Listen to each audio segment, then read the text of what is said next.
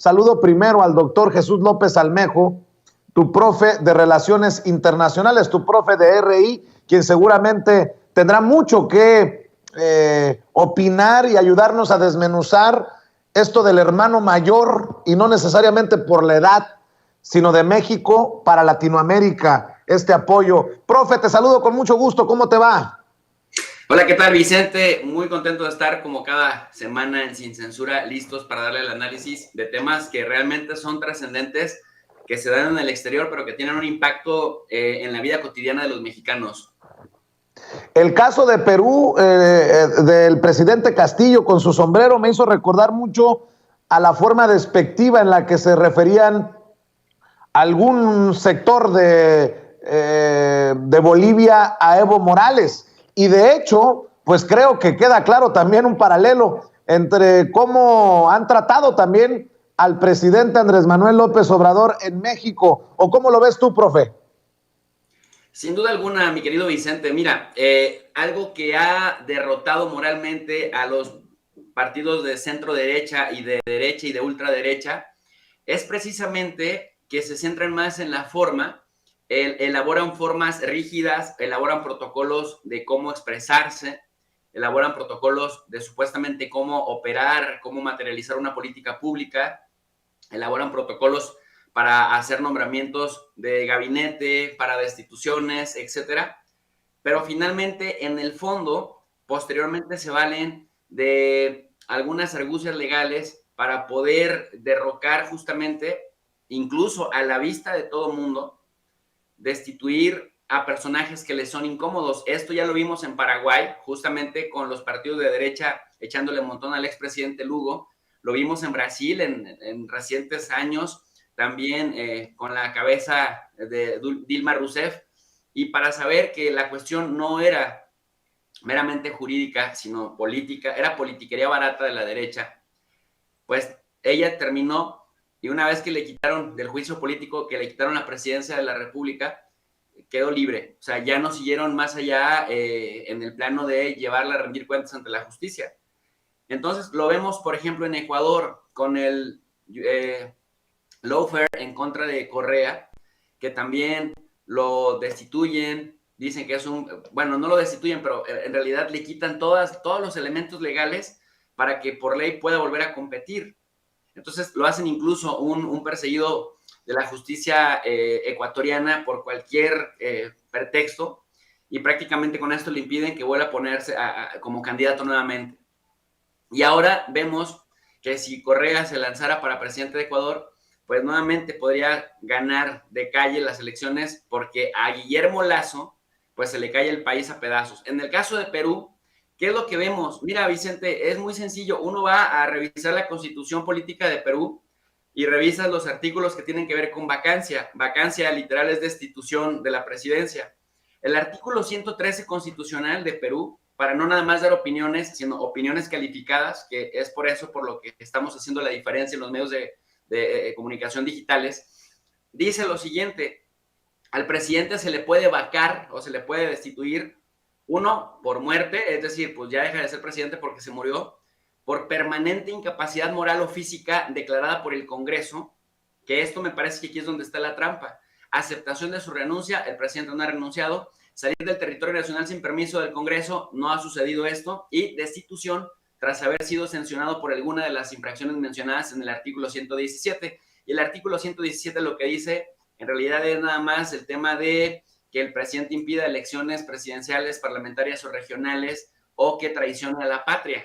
Pero en este caso, abiertamente lo que decía la propuesta de vacancia, que por supuesto lograron el 20% que se requería para solicitarla, 3 partidos de derecha peruanos, uno de ellos el de Keiko Fujimori, la corruptísima Keiko, que está vinculada a Proceso y que además pues, es hija de uno de los más sanguinarios presidentes que tuvo Perú, Alberto Fujimori, que también estuvo preso y que recientemente le dieron prisión domiciliaria, a pesar de que se le comprobó terrorismo de Estado y corrupción, peculado, etcétera, delincuencia organizada y otras cosas. Bueno, la derecha vuelta loca, esa misma derecha que apoyó a Keiko Fujimori bajo la bandera de que era preferible la corrupción que la vuelta del comunismo o que los gobernara un indígena, siendo clasistas, racistas y discriminatorios, son los mismos, Vicente, 3 partidos de la derecha, incluido el de Keiko Fujimori, que apelan al inciso 2 del artículo 113 constitucional, que dice que Pedro Castillo tiene una incapacidad moral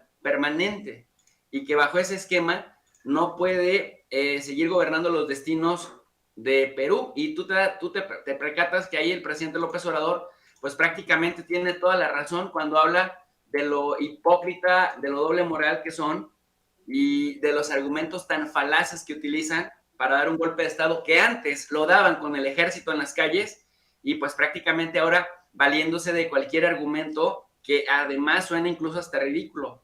Si apoyas a Keiko Fujimori, amigo peruano, no puedes hablar de insuficiencia moral por parte de Pedro Castillo, punto. Y ese es el asunto. Entonces, yo, fíjate, Vicente, ayer en el canal de tu profe DRI, dediqué todo un programa completo en la noche a analizar el caso justamente de Pedro Castillo. Alguien me criticó y me dijo, oye, profe, el tema ya es viejo, el tema ya es del lunes, del 13 de diciembre. Pero yo había estado viendo, había dado seguimiento a la distancia, las declaraciones de Carmen Aristegui, de López Dóriga y de algunos otros personajes que de verdad muy lamentables, hablando justamente de que México estaba interviniendo. Y yo le decía a mi audiencia, no está interviniendo. Así como hay un principio de no intervención, hay otro que se llama autodeterminación de los pueblos y hay otro, y ese es el importante, cooperación internacional para el desarrollo, además de la promoción de los derechos humanos, que también está en la fracción 10 del artículo 89 de la Constitución Política de los Estados Unidos Mexicanos. Y hoy el presidente López Obrador, dicen que cuando no estás de acuerdo con alguien, le dejes las cosas al tiempo. Y hoy el presidente López Obrador parece que hubiera visto el canal de tu profe DRI porque repitió exactamente lo que yo dije ayer por la noche. Es el principio de cooperación internacional el que en una relación respetuosa, diplomática y habitual nos motiva a prestar cualquier tipo de ayuda que necesite Perú. Y el hecho de que mandes a 2 personajes claves de la administración, tanto de la Secretaría del Bienestar como de la Secretaría de Hacienda, Vicente, a compartir experiencias exitosas de lo que ha funcionado en nuestro país, pues eso para nada, o sea, eso elimina cualquier posibilidad de intervención, aunque la derecha rancia y moralmente derrotada de Perú, representada por el presidente de la Comisión de Relaciones Exteriores del Congreso, que es un Congreso unicameral, haya incluso solicitado hasta sanciones para la delegación mexicana que fue a compartir experiencias de éxito en México. Entonces, ¿te imaginas la derecha, que es muy escrupulosa para este tipo de cosas y muy inquisidora, que como hacha quieren cortar cabezas en cuanto perciben que algo no les gusta? Esos mismos son muy laxos al momento de medir la corrupción de sus propias personas a las que se dedican a defender a capa y espada. Así que, pues nuevamente se les cae el teatro, Vicente, porque no pudieron ni siquiera comprobar la intervención, por más que actuaron de manera combinada tanto la derecha peruana como la derecha mexicana a partir de sus voceros oficiales en los medios de comunicación. Profe, se me viene a la mente cuando hablas de derecha rancia, todos estos dichos de Hitler, de el 68, del golpe de Estado. Por cierto, si me permites preguntarte tu opinión, déjame proyectar el audio de parte de la conversación que sostuvieron Sergio Aguayo, el académico Sergio Aguayo, que casi dice que Andrés Manuel es Andrés Manuel Díaz Ordaz, al comparar el conflicto del CIDE con lo ocurrido en el 68. Se presentó con Ciro Gómez Leiva. Mire qué cosas, Ciro Gómez Leiva entrevistando a un miembro de la mesa, de las mesas de análisis de Carmen Aristegui. Si usted sabe de los conflictos entre estos dos periodistas, pues también se rascará la cabeza. Pero vamos a escuchar parte de esa conversación. No, el presidente no tiene derecho a agredir a la comunidad académica como lo hace. Eso es inaceptable, tiene que entenderlo. No nos puede escupir, enlodar de general. Por supuesto que hay corrupción y que debe limpiarse, pero no nos debe escupir el presidente. Por supuesto que hay corrupción y hay que limpiarse, pero que no nos escupa el presidente. Y me llama mucho la atención que hoy, con mucho respeto, porque pues me imagino que se puede prestar a llevar esto a otro nivel. Con mucho respeto, pero hoy me llamó la atención la mesa de análisis con Carmen Aristegui. En Aristegui Noticias estaba Sergio Aguayo, Ricardo Rafael, el que escribe Sereno Moreno. Sí, así escribe en una columna Ricardo Rafael, Sereno Moreno. Estaba Sergio Aguayo y estaba Denise Dresser. Nada más para que quede como referencia. Y hace 2 horas Sergio Aguayo escribió: Ecos del 68. Hay similitudes y diferencias entre el movimiento del 68 y el conflicto del CIDE. Quitarles legitimidad por razones ideológicas justificará la manera como los tratan las autoridades. Y escribe Sergio Aguayo: 1968 se les condena por izquierdistas. Los disturbios fueron decididos en la conferencia tricontinental celebrada en La Habana en 1966 con la participación de comunistas mexicanos. Estas declaraciones se le atribuyen a Luis Echeverría Álvarez, secretario de Gobernación, un 30 de julio de 1968. Y en el 2021 se descalifica a los profesores del CIDE por su neoliberalismo. Y cito: un grupo de académicos muy conservadores y acomodaticios que guardaron un silencio cómplice frente al saqueo más grande que se ha cometido en la historia de México. Esta frase se le atribuye, esta declaración, al presidente Andrés Manuel López Obrador, un 29 de noviembre de 2021. Pues sigue la burra al trigo, profe, con estos académicos que nada más falta que, y lo decía al principio de la transmisión, que digan que las mañaneras se están alargando como la de hoy, porque ya se quiere parecer al comandante Fidel Castro y aquellas alocuciones, aquellos discursos larguísimos de la Cuba comunista, profe. ¿Sabes cuál es el problema, querido amigo? El problema es que con esta gente de pronto no se puede interactuar mucho porque parten de supuestos falsos, alteran a propósito la realidad para que no se discuta el tema de fondo. Mira, tú citaste a Sergio Aguayo para ejemplificarnos la postura falaz, porque es un falso, es un falsiario también de la información, y lo digo abiertamente, ojalá que nos esté escuchando. Tú no puedes entrar a un debate, es decir, la obligación de un investigador de las ciencias sociales es muy parecida a esta analogía que te voy a compartir. Es como si tú fueras al cine a ver una película, la película indistintamente de la historia que tenga, no la vas a poder parar aunque le pongas pause y después le vuelvas a dar play, no la vas a poder cambiar. O sea, tú la paras, pero aunque la pares y le des play de nuevo, no le vas a poder cambiar el giro de la historia. El curso de los hechos, ahí está.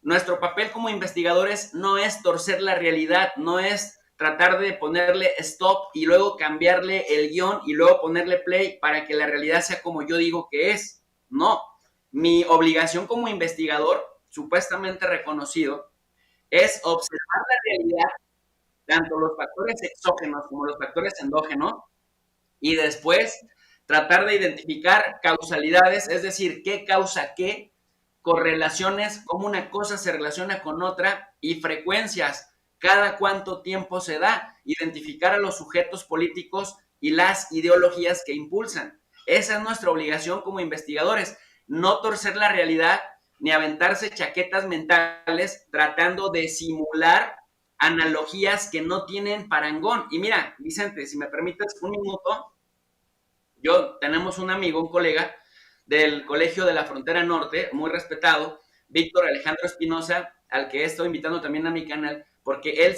pues, ya lleva 35 años en este centro de investigación llamado COLEF, Colegio de la Frontera Norte.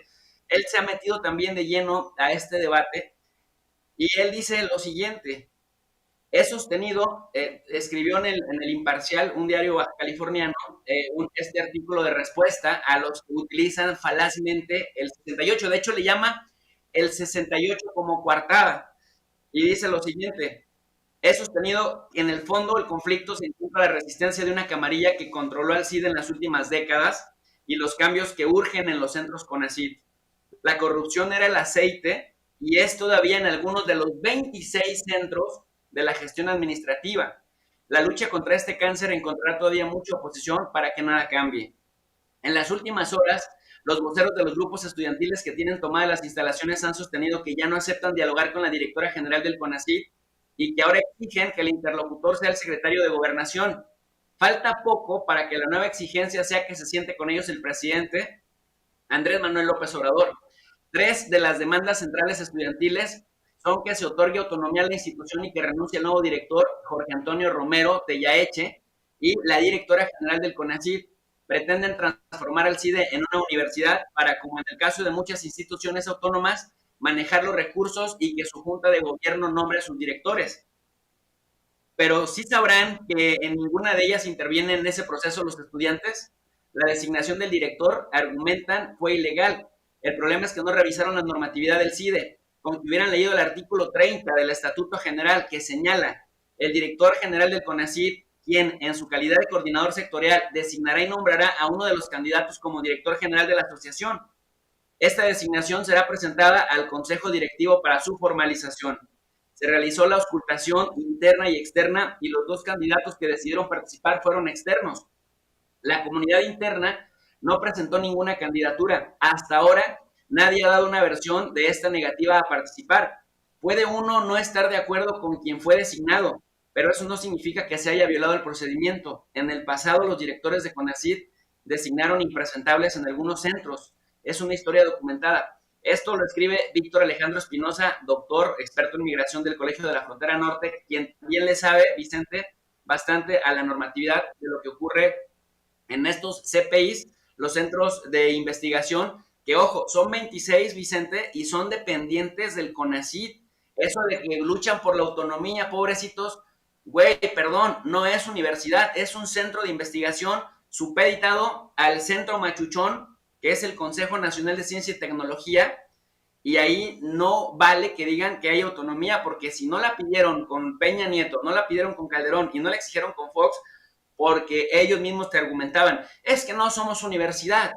Entonces, ahora tendrían que pensar más bien en una reforma, pero una reforma que no solamente le dé autonomía al CIDE, sino a que cambie la figura, digamos, legal con respecto a esto. Y esto también lo encuentras en la Ley Federal de la Administración, en la Ley Orgánica de la Administración Pública Federal. Entonces, cuando yo te digo, amigo, que a veces ni siquiera se puede platicar con esta gente porque no parten de datos verdaderos, de información verídica, porque la pueden interpretar como les dé la gana, pero no la pueden torcer, y esto es lo que están haciendo, Vicente. Que hay honrosas excepciones, ya que se ponga el saco a quien le corresponda y a quien le quede, ¿no, profe?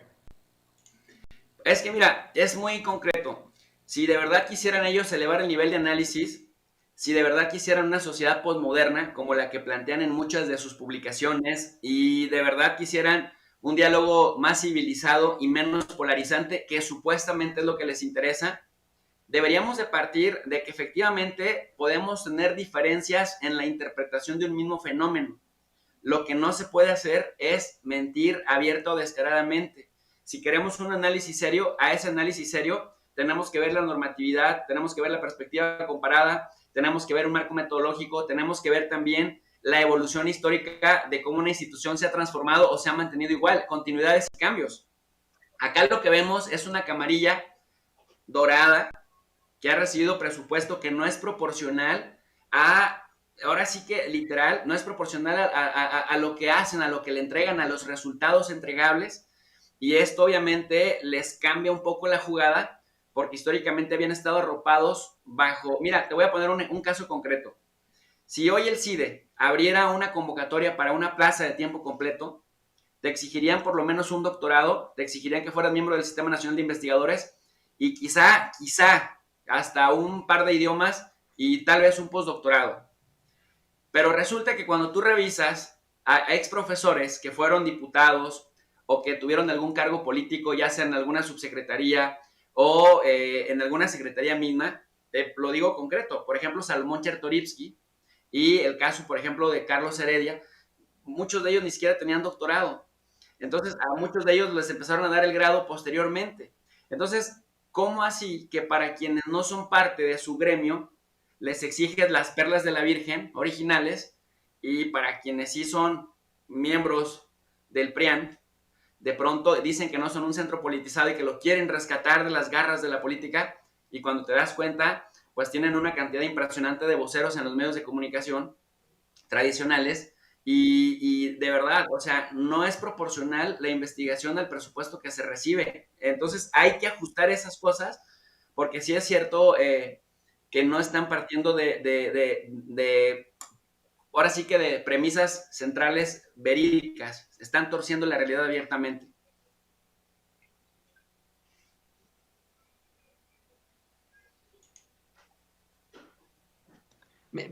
Querido Jesús López Almejo, te habla Toño Ruiz, con mucho gusto. Nos parece que perdimos desafortunadamente a Vicente Serrano y le quiero preguntar a mi equipo si ya podemos, a partir de este momento, teniendo a Jesús López Almejo, al profe Jesús López Almejo, comenzar la mesa de análisis junto con Jesús Lemus. ¿Ya tenemos también en línea a Jesús Lemus? No.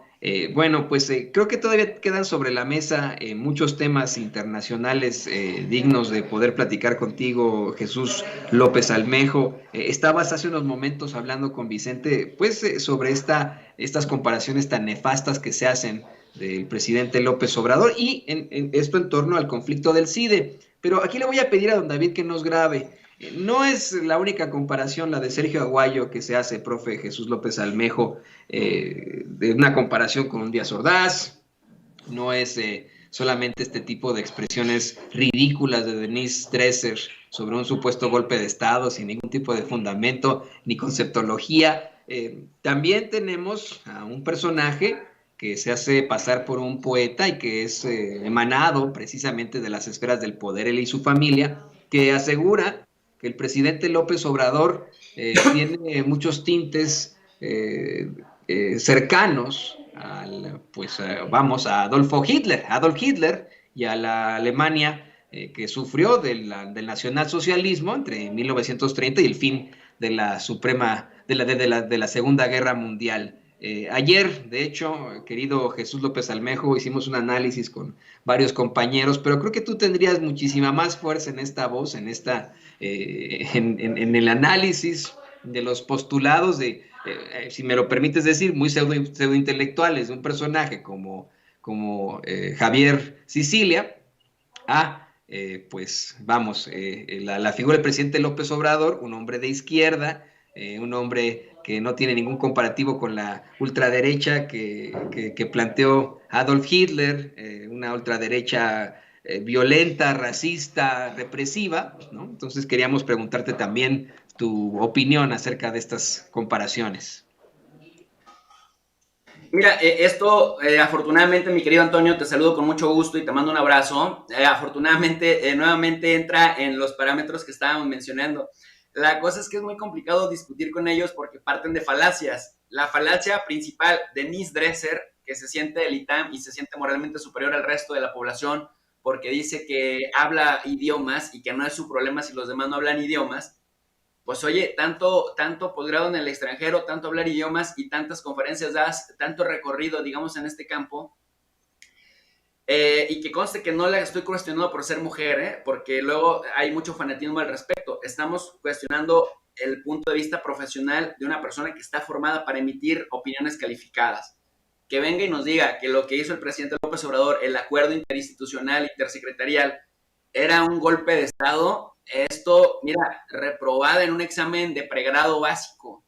Esto que viene a decir, esta falacia del hombre de paja de Sergio Aguayo, de que López Obrador es como Díaz Ordaz. Si López Obrador fuera como Díaz Ordaz, ya hubiera mandado a la policía del pensamiento, ya hubiera, si me explico, tuviera para empezar una policía represiva que fuera directamente a su casa, a la primera crítica lo sacara, lo agarrara a garrotazos, a la segunda crítica lo agarra a garrotazos y lo mete a la cárcel, le echan una condena por cualquier cosa, y para que venga a decir que es como Díaz Ordaz o que hay tufos de sordacismo, cuando hemos estado diciendo que a estos les falta leer el artículo 30 del Estatuto General del CIDE para que dejen de hablar estupideces.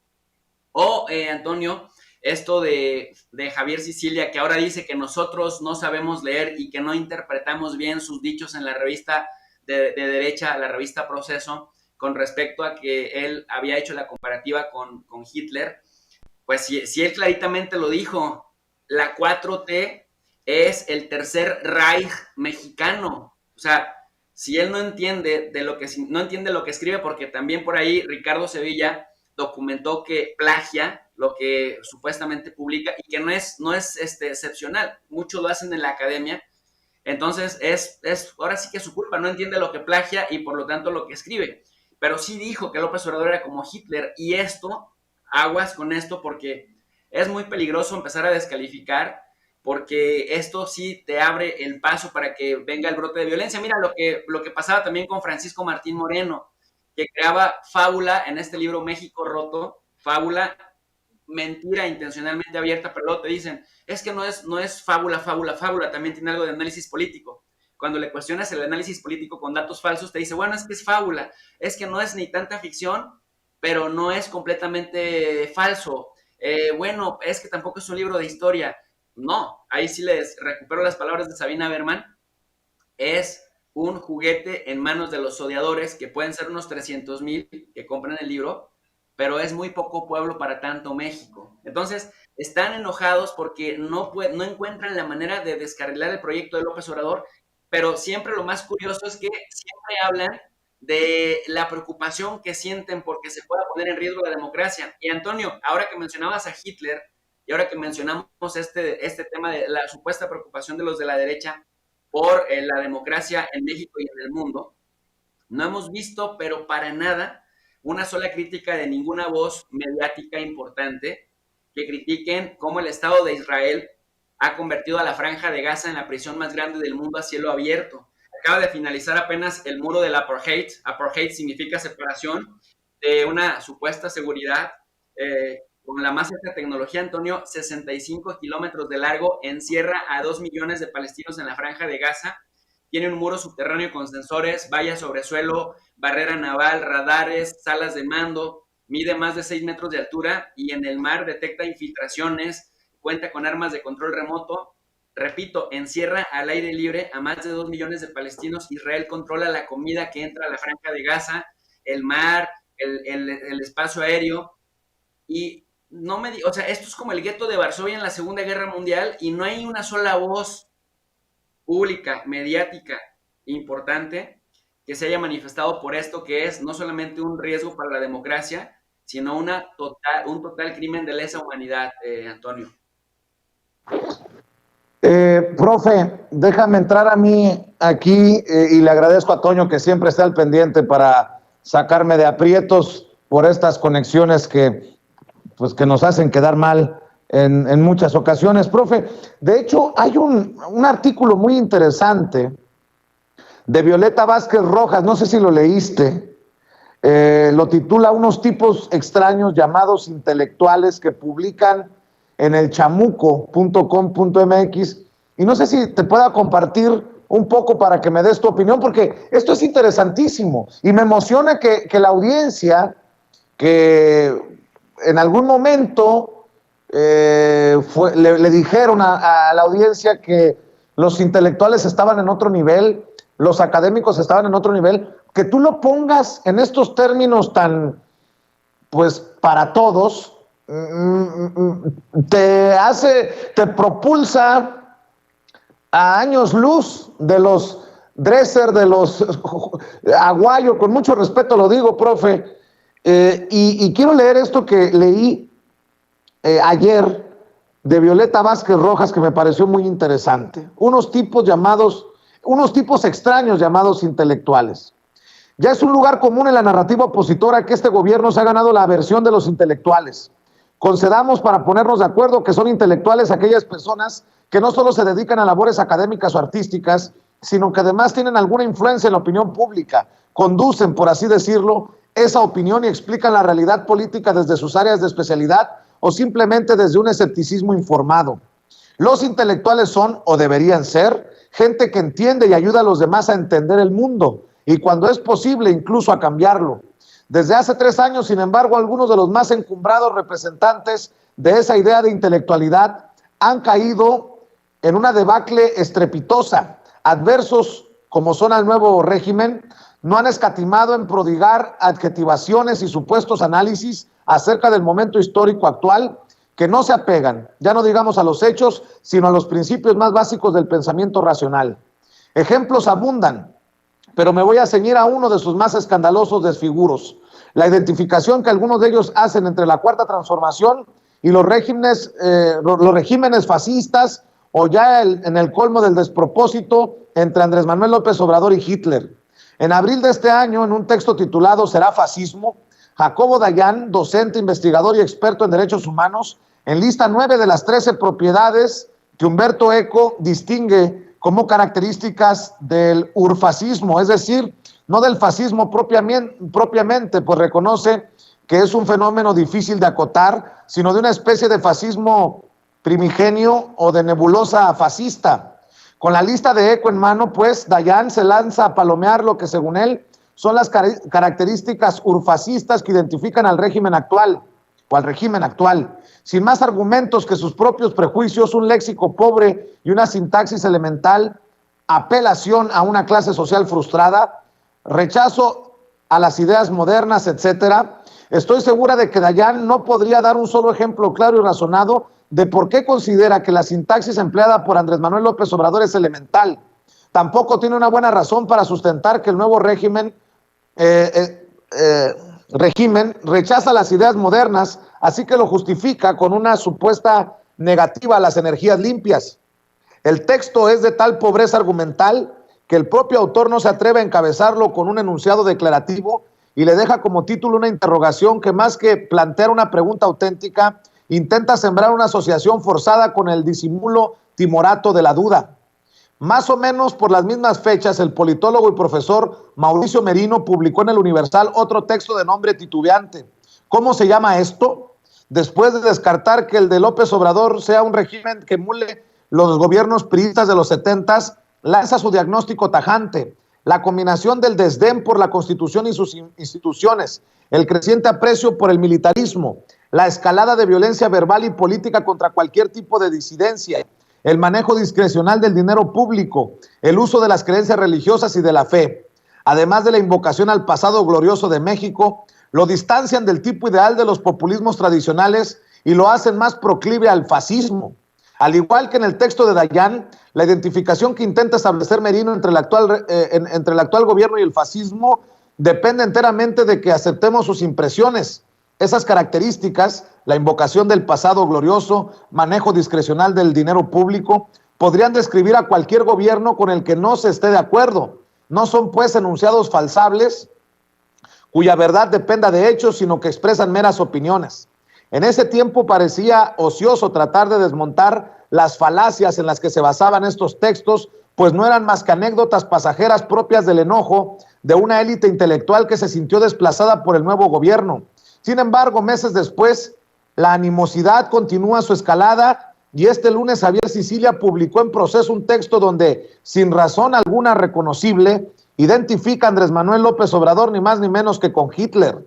Los motivos de la analogía son pueriles. Según Sicilia, a semejanza del Führer, AMLO ha construido y sostenido su poder con la masa, conoce sus mecanismos, sus deseos, los símbolos que la concitan y la reproducen. La muestra más reciente es, según él, el informe que el presidente rindió ante un Zócalo lleno el 1 de diciembre.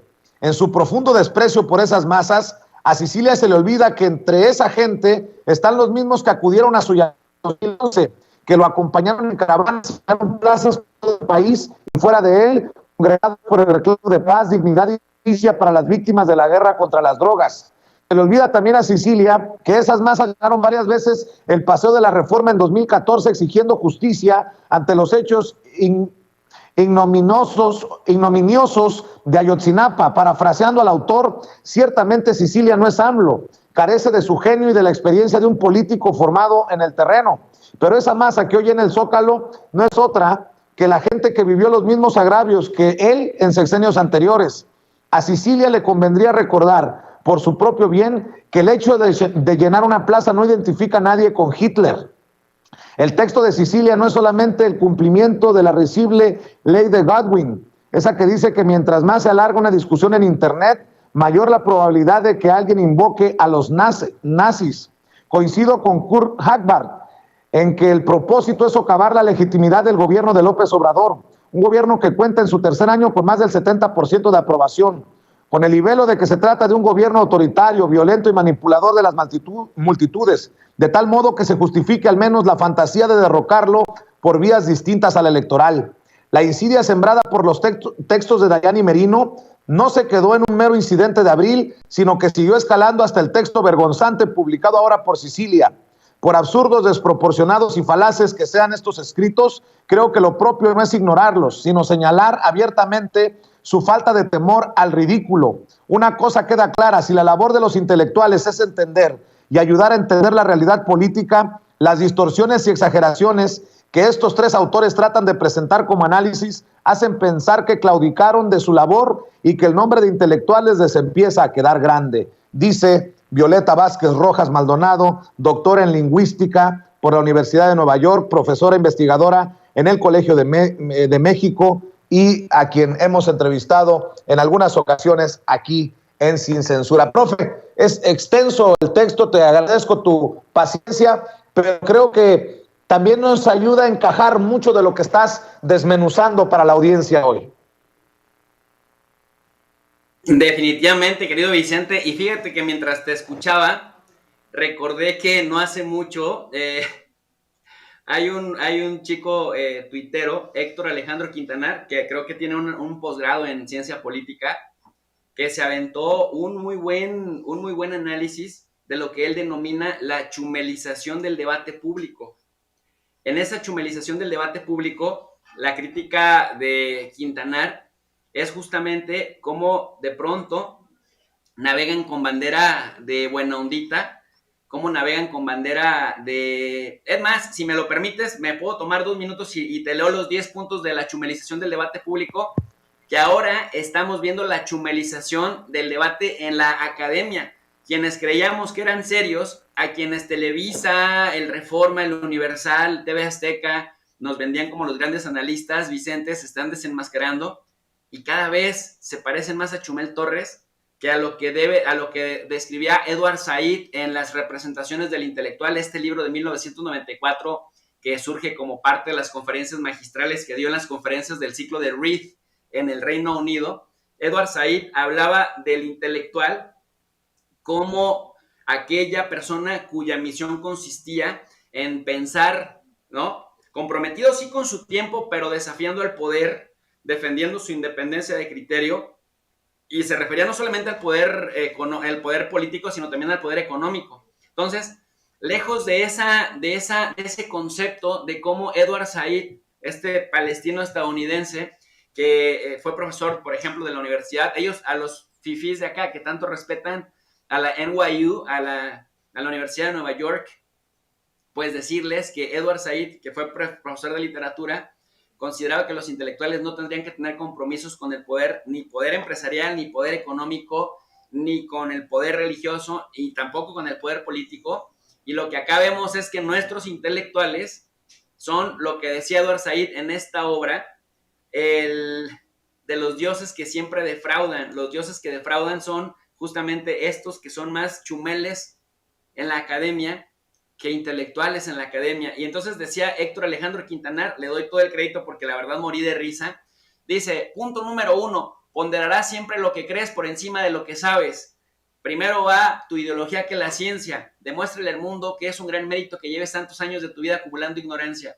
Punto número 2, todas las opiniones tienen el mismo valor. En el debate público, tu bravata malinformada puede tener el mismo peso que la opinión mesurada de un especialista. Y aquí me remito a pensar en Lili Telles desafiando al doctor Hugo López-Gatell y creyendo que sabe más que él, por ejemplo. El punto número 3 para convertirte en un chumel en el debate público es, recuerda, si tú espetas distorsiones y falacias, espectoras prejuicios discriminadores y lanzas invectivas majaderas, ahí es libertad de expresión. Ojo, si alguien te desmiente, replica y defiéndete. Procura rodar como lombriz alada, revolcarte cual poseso endemoniado en el suelo y proferir aladieros llorones de Neymar cuando invoques la segunda parte de este postulado. Punto número 4. Siempre concentra tu sevicia disfrazada de críticas y mofas en contra de las víctimas, nunca de los victimarios. Punto número 5. Para convertirte en un buen chumel de la política, ten presente que en la actualidad la razón no está en los argumentos, ni en la deducción lógica, ni en la documentación rigurosa, ni en la memoria sustentada. Hoy la razón está en la repetición, la repetición, la repetición, la repetición.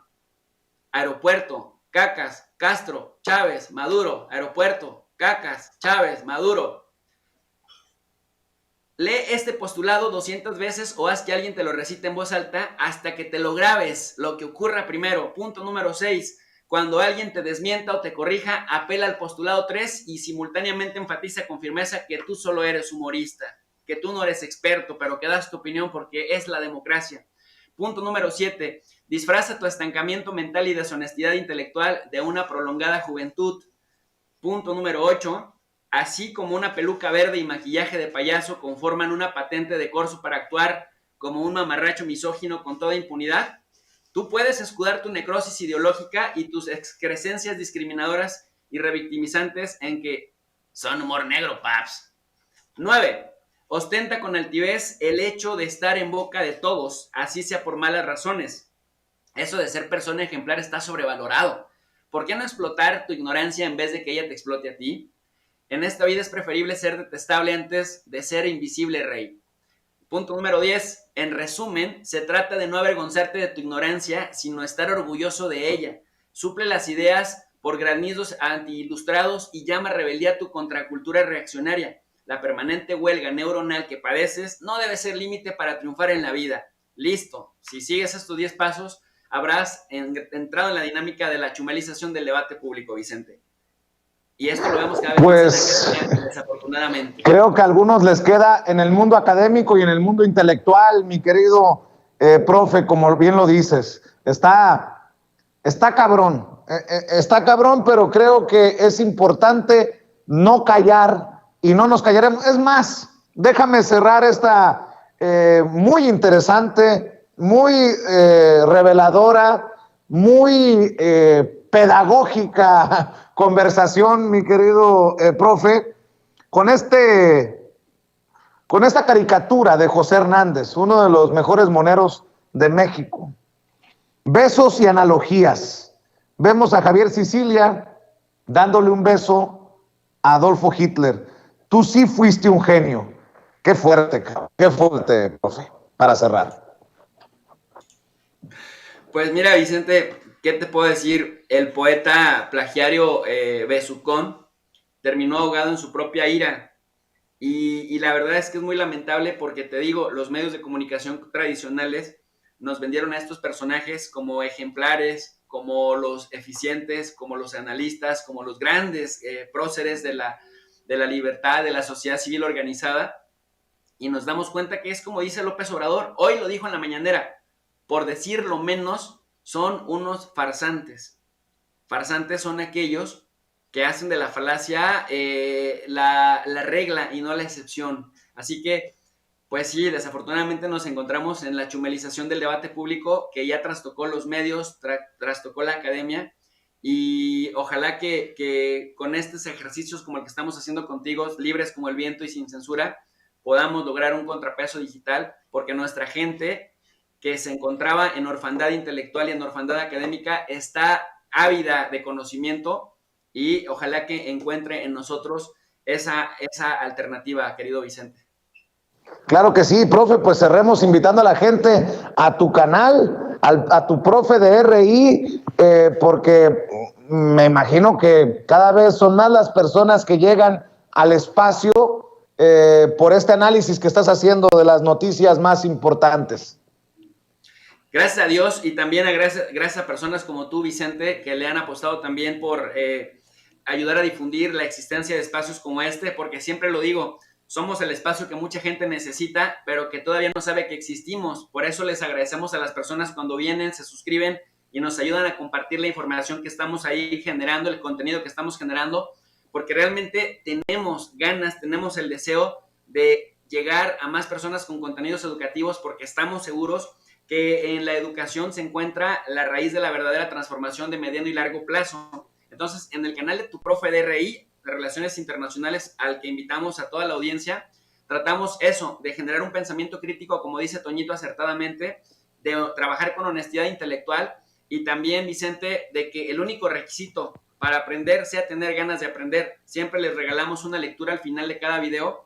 Les ponemos un PDF con un letrero en mayúsculas que dice lectura sugerida, para que la gente al hacer clic vaya directamente al PDF, que son lecturas provenientes de revistas científicas, de editoriales reconocidas, igualmente de libros, todo completamente en español, para que la gente profundice en cada uno de los temas según el tiempo que tengan y según la motivación que tengan. El canal es Tu Profe de RI, y bueno, pues ahí los esperamos también con análisis de geopolítica, Vicente. Te agradezco mucho, profe, estamos al pendiente y te mando un abrazo. Abrazo grande, Vicente, y bueno, pues éxito en el resto de la jornada que viene pesada. Abrazote y gracias. Claro que sí, claro que sí. Gracias a Tu Profe de RI, el doctor Jesús López Almejo, hablando con nosotros sin censura.